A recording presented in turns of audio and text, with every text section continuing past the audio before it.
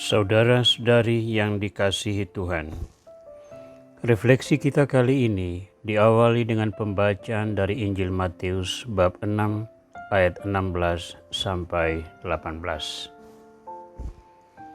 Dalam khotbah di bukit, Yesus bersabda, "Apabila kamu berpuasa, janganlah muram mukamu seperti orang-orang munafik. Mereka mengubah air mukanya supaya orang melihat bahwa mereka sedang berpuasa. Aku berkata kepadamu, sesungguhnya mereka sudah mendapat upahnya. Tetapi apabila engkau berpuasa, minyakilah kepalamu dan cucilah mukamu, supaya jangan dilihat oleh orang bahwa engkau sedang berpuasa, melainkan hanya oleh Bapamu yang ada di tempat tersembunyi. Maka Bapamu yang melihat yang tersembunyi akan membalasnya kepadamu." Tuhan Yesus Kristus, Engkau mengawali karyamu dengan berpuasa selama 40 hari 40 malam di padang gurun. Engkau menunjukkan kepada kami buah-buah puasa yang begitu dahsyat ketika Engkau mengalahkan iblis dengan 3 godaannya. Doronglah kami untuk mempraktikkan puasa sebagai kebajikan iman, sehingga kami selalu memiliki kekuatan batin untuk melawan kegelapan yang terus berupaya menghancurkan kami. Semoga berkat peneguhan-Mu, puasa dan pantang yang kami jalankan, kami lakukan dengan tulus, agar bermanfaat bagi kami dan seluruh umat Allah. Engkau yang hidup dan berkuasa bersama dengan Bapa dan Roh Kudus, kini dan sepanjang masa. Amin. Saudara, tentu kita mengetahui bahwa puasa dan pantang merupakan praktik yang normal di dalam kalangan umat beriman. Dalam perintah gereja tertera kewajiban untuk berpuasa dan berpantang, terutama pada periode Prapaskah, dengan hari-hari wajib dan hari-hari pilihan. Praktik puasa sudah mendarah daging selama berabad-abad dalam kehidupan banyak orang beriman, bahkan telah menjadi sebuah kebajikan dasaria yang memberi warna khas bagi komunitas-komunitas Kristiani yang meneguhkan iman banyak orang. Kita ingin agar kewajiban menjalankan puasa ini sungguh-sungguh bersumber dari kesadaran penuh bahwa kita perlu menegakkan kewajiban iman dan bukan semata-mata sebagai sebuah praktek populer yang menuai pujian tetapi tidak membawa rahmat. Dalam pengajarannya hari ini, Kristus menunjukkan kepada kita apa artinya berpuasa secara benar di hadapan Tuhan dan manusia. Kristus menekankan bahwa pilihan untuk melakukan puasa atau pantang atau mati raga harus berasal dari keputusan bebas, kesadaran pribadi, dan bukan semata-mata sebagai sebuah kewajiban mengikuti tata aturan yang berlaku.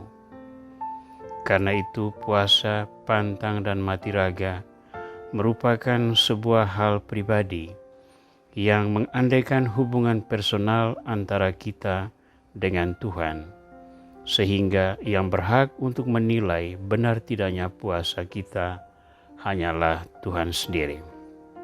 Dalam perkara ini kewajiban kita adalah membangun kesadaran yang positif tentang puasa itu sendiri dan menjalankannya dengan tulus ikhlas, termasuk sebagai sebuah bentuk mati raga untuk niat-niat tertentu, baik bagi diri kita sendiri maupun bagi sesama kita. Saudara, Kristus sendiri telah memberikan teladan kepada kita dan menunjukkan buah-buah konkret dari puasa dan pantang yang dilakukannya. Sebelum memulai pengajarannya kepada para murid, ia lebih dahulu 40 hari dan 40 malam berpuasa di padang gurun.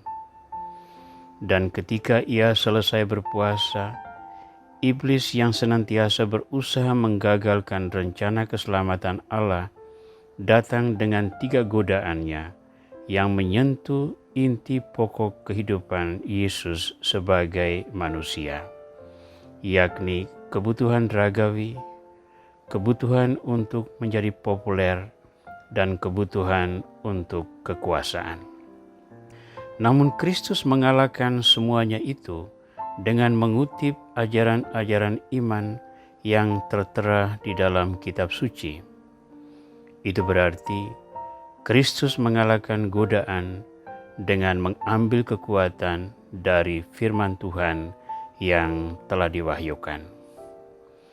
Dengan demikian bolehlah kita mengatakan bahwa selama 40 hari 40 malam berpuasa di padang gurun merupakan periode penempaan diri yang sangat dalam, sehingga Kristus mengisi penuh sanubarinya hanya dengan firman Tuhan.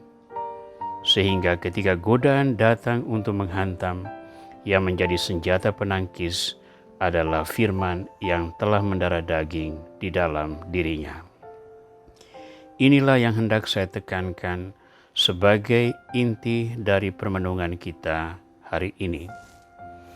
Dengan menekankan puasa sebagai sebuah proses memperdalam relasi pribadi dengan Tuhan, Kristus mengingatkan kita agar menjejali diri kita dengan firman kebenaran yang berasal dari Allah sendiri, agar batin kita yang telah terlatih oleh puasa dan mati raga itu memiliki senjata pokok, yakni kebenaran yang datang dari Allah ketika kita berhadapan dengan tantangan-tantangan dunia yang berasal dari kegelapan. Maka saya mendorong para adorator yang setia berdoa di depan sakramen Maha Kudus agar menjalankan kewajiban iman ini, berpuasa, berpantang, dan bermati raga, sebagai proses yang baik yang perlu dilewati agar memiliki kekuatan batin yang lebih banyak di dalam berhadapan dengan berbagai goncangan yang mengancam kehancuran jiwa.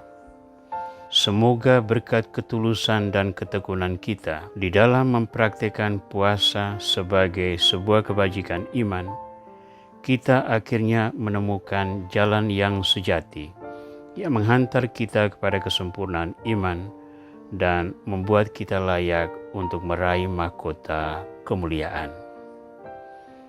Tuhan Yesus Kristus, sebagaimana Engkau menunjukkan kepada kami buah-buah yang mengalir dari disiplin diri yang Engkau peroleh di dalam berpuasa dan bermati raga, doronglah kami untuk dengan setia menjalankan kewajiban iman ini, sehingga berkat peneguhan yang datang dari-Mu, kami pun bisa menunjukkan buah-buah kewajiban iman tersebut kepada banyak orang, karena kami sanggup mengatasi godaan-godaan kegelapan yang hendak menghancurkan jiwa kami.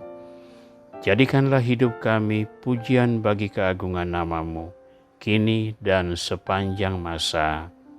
Amin.